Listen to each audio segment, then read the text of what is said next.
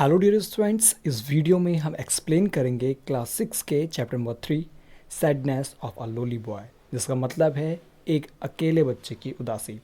ये कहानी एक ऐसे बच्चे की है जिसके माँ बाप के गुजर जाने के बाद उसके बड़े भाई और बहन पर उसकी जिम्मेदारी थी, लेकिन वो दोनों उसको छोड़कर चले जाते हैं। कैसे वो बच्चा अकेला रह जाता है और कैसे वो भेड़ियों के साथ रहना सीख लेता है, इस स्टोरी में हम जानेंगे। तो आइए शुरू करते हैं। A lone lodge stood on the banks of a lake in a remote place. Remote place यानी बहुत दूर का एक इलाका जहाँ कोई न रहता हो। तो बहुत दूर के एक इलाके में एक अकेला छोटा मकान था। One evening when the sun was about to set, एक शाम जब सूरज छिपने वाला था, an elder daughter, एक बड़ी बेटी, two sons and a wife, दो बेटे और पत्नी, stood around the bed of a man. यानी जब सूरज छिपने को था तो एक बेटी, दो बेटे, पत्नी एक आदमी के बिस्तर के पास खड़े थे। Who was about to die, जो कि मरने वाला था। The family had tried all kinds of medicine known by ओजीवा। फैमिली ने सभी तरह की दवाइयाँ जो ओजीवा जानते थे इस्तेमाल करके देख ली थी, but nothing could save the man now. लेकिन अब कुछ भी उस आदमी को नहीं बचा सकता था। The dying man at the end of a silver at the end gained a silver of spirit from the fresh wine blowing through the door of a lodge. यानी मरने वाले आदमी ने छोटे मकान के दरवाजे से बहती हुई ताजी हवा में थोड़ी सी जान आई। ही विस्पर्ड कहते हैं कानाफूसी करना, ये धीरे से कहना।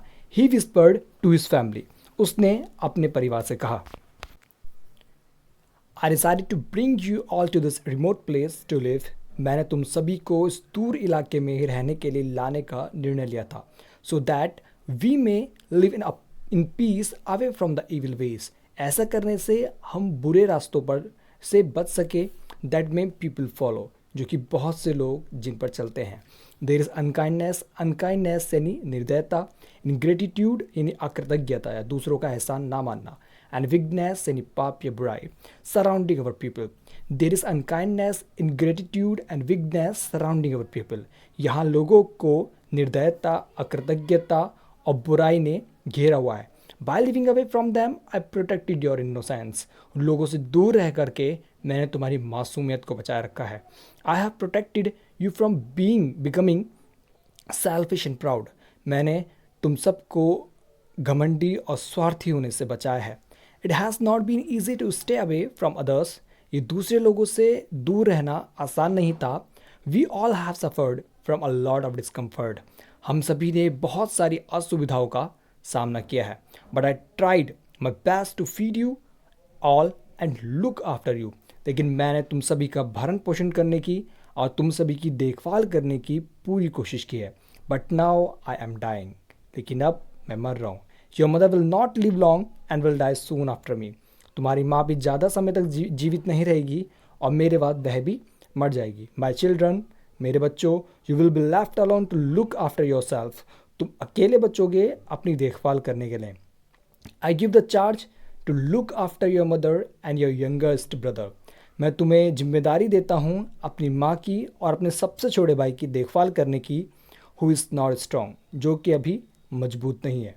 आई charge you never to forsake your younger brother. मैं तुम्हें जिम्मेदारी देता हूँ अपने सबसे छोटे भाई को कभी भी ना छोड़ने की, ना त्यागने की। As soon as the words ended, और जैसे ही ये शब्द खत्म हुए, the spirit of the man took flight यानी शरीर छोड़ देना। The spirit of the man took flight यानी उस आदमी की आत्मा ने शरीर छोड़ दिया। The two elder children looked after their mother and the youngest brother. दो बड़े भाई बहनों ने अपनी माँ और अपने सबसे छोटे भाई का देखभाल करना शुरू कर दिया। आफ्टर 6 मून हैड पास्ड, लगभग 6 महीने बीतने के बाद, द मदर टू डाइड, माँ भी गुजर गई। The two brothers and one sister were left alone to look after one another. दो भाई और एक बहन अकेले बचे थे एक दूसरे का ख्याल रखने के लिए। For some time it was easy for the eldest brother to take care of his family. कुछ समय के लिए बड़े भाई के लिए अपने परिवार की देखभाल करना आसान था। But soon he became restless. लेकिन जल्द ही वह बेचैन होने लगा and wanted to do things for himself. और अपने लिए कुछ करना चाहने लगा। He decided to leave his sick brother under the care of his sister and go out to make his mark in the world. उसने निर्णय लिया अपने बीमार भाई को अपनी बहन की देखभाल में छोड़ने का और दुनिया में नाम कमाने जाने का। The elder brother married after some time and forgot about his promise to his dead father. बड़े भाई ने कुछ समय बाद शादी कर ली और अपने मृत पिता को दिया हुआ वादा भूल गया। Soon, the sister also grew tired of taking care of the sick younger brother and living a solitary life. यानी जल्द ही बहन भी अपने बीमार भाई की देखभाल करते हुए और एक अकेलेपन का जीवन जीते हुए थक गई। After years of looking after the household and working hard, सालों तक घर का काम करते हुए और मेहनत करते हुए, she wanted to be in the company of other peoples. यानी वह भी दूसरे लोगों के साथ रहना चाहने लगी। One day after gathering some supplies, she told her youngest brother, supplies कहते हैं खाने पीने का और दवाइयाँ वगैरह यानी आपूर्ति, यहाँ हम खाने पीने के सामान से समझेंगे। One day after gathering some supplies, she told her youngest brother, यानी एक दिन कुछ खाने पीने का सामान इकट्ठा करने के बाद उसने अपने सबसे छोटे भाई से कहा, Dear brother, प्यारे भाई, I am going out to find our brother. मैं हमारे भाई को ढूंढने जा रही हूँ। You should not wander away from the lodge. तुम्हें मकान से ज़्यादा दूर नहीं जाना है। I have collected supplies for you. मैं तुम्हारे लिए खाने पीने का सामान इकट्ठा कर लिया है। Once I find our brother I will come back. एक बार जब मैं हमारे भाई को ढूंढ लूँगी तो मैं वापस आ जाऊँगी। But the sister enjoyed living in the company of other people. लेकिन बहन को दूसरे लोगों के साथ रहने में आनंद आने लगा। She loved the amusements and pleasures of the social life so much that उसे सामाजिक जीवन का मनोरंजन और आनंद इतना पसंद आने लगा कि she too soon forgot her youngest brother whom she left behind. वह भी अपने सबसे छोटे भाई को भूल गई जिसको वो छोड़ आई थी। The younger brother left alone finished his food supplies. यानी छोटा भाई जो अकेला रह गया था उसने अपने खाने पीने का सामान ख़त्म किया। Hungry left the lodge to look for food. भूखा होने पर उसने खाने की तलाश में घर छोड़ दिया। He could not find much except for some berries and roots. उसे कुछ बेर और जड़ों के अलावा ज़्यादा नहीं मिला। But once the winter set in, लेकिन जब एक बार जाड़े आ गए, everything was covered with snow. सब कुछ बर्फ़ से ढक गया।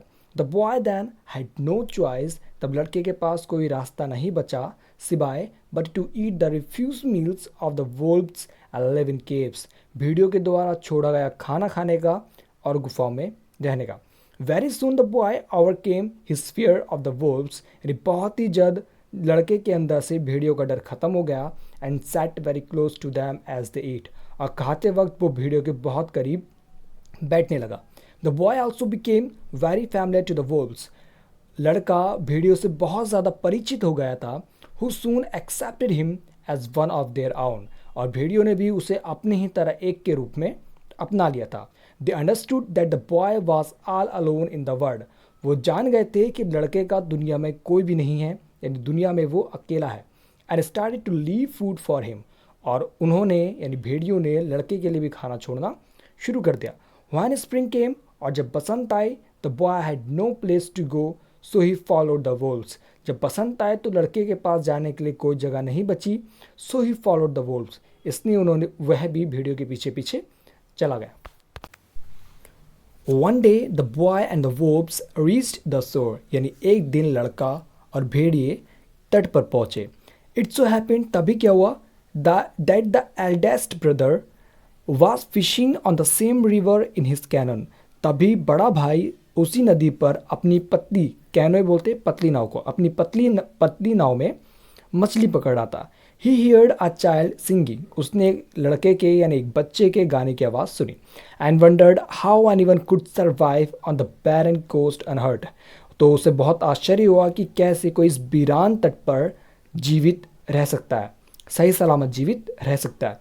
Curious, जिज्ञासा से भरकर, he went in search of the boy. वो उस लड़के की तलाश में गया, but he could only hear the song. लेकिन वो केवल गाना सुन सकता था। और वो गाना क्या था, देखिएगा। Listen brother, elder brother, सुनो भाई बड़े भाई। Now my fate is near its close. अब मेरा भाग्य निकट है। Soon my state shall be another, जल्द ही मेरी अवस्था बदल जाएगी। Soon shall stop my day of loneliness, और जल्द ही मेरे अकेलेपन के दिन दूर हो जाएंगे।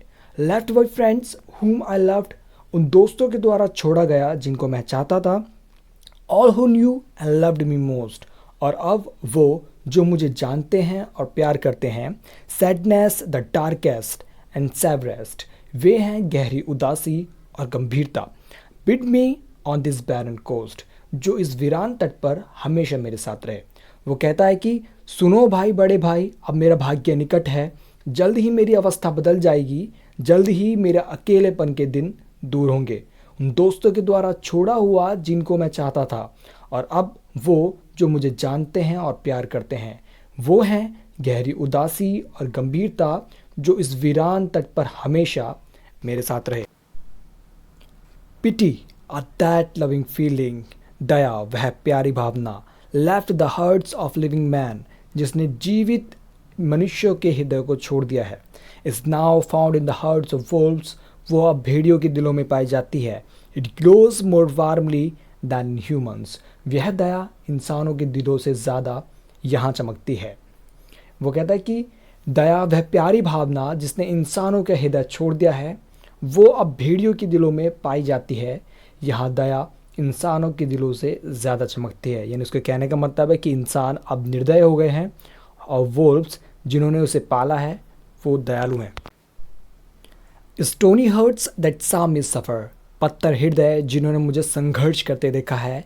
Deep to the promise made to the father, जिन्हें पिता का वादा सुनाई नहीं देता। Deaf to the request of the mother, जिन्हें माँ की प्रार्थना सुनाई नहीं देती। My sister and brother left me alone, उन भाई बहनों ने मुझे अकेला छोड़ दिया है। वो कहता है कि वो पत्थर दिल इंसान जिन्होंने मुझे संघर्ष करते देखा है या संघर्ष करने के लिए छोड़ दिया, जिन्हें पिता का वादा याद नहीं रहा, जिन्हें माँ की प्रार्थना भी याद न रही, उन भाई बहनों ने मुझे अकेला छोड़ दिया। Oh ye wolves in all your ranking, ओ भेड़ियो तुम्हारी साथ रह करके। I have found you kind and true, मैंने तुम्हें दयालु और सच्चा पाया है। मोर देन मैन, इंसानों से भी ज़्यादा। And now I am changing, और अब मैं बदल रहा हूँ। And will soon be one of you, और बहुत जल्द तुम्हारी ही तरह एक बन जाऊँगा। वो कहता है कि ओ भेड़ियो तुम्हारे साथ रह करके मैंने तुम्हें इंसानों से भी ज़्यादा दयालु और सच्चा पाया है, और अब मैं बदल रहा हूँ और बहुत ही जल्द इंसान से तुम्हारी तरह ही एक बन जाऊँगा। The child howled like a wolf at the end of the song, यानी गाना ख़त्म करने के बाद बच्चे ने भेड़िए की आवाज़ में हूका। When the elder brother reach the shore he discovered to his amazement, जब बड़ा भाई किनारे पर पहुंचा उसने अपना आश्चर्य ढूंढ लिया। That the child was his own younger brother and he had transformed half into a wolf himself, यानी वह बच्चा खुद इसका छोटा भाई है और वह आधा भेड़ी में बदल चुका है। He overcome with guilt and shame, वो शर्म और पाश्चाताप से भर गया।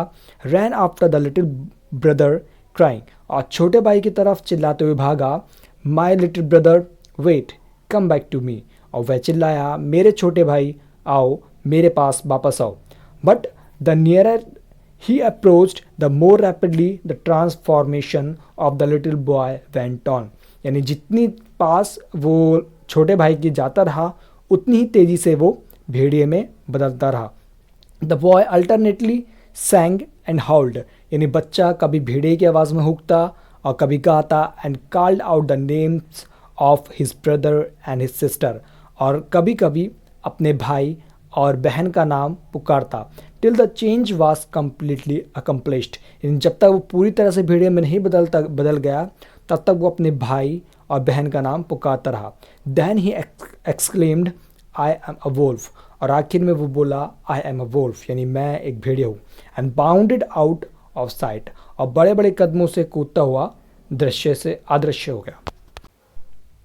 So dear friends, this was the explanation of your story, The Sadness of a Lonely Boy. I hope that you can understand the story now. Thank you.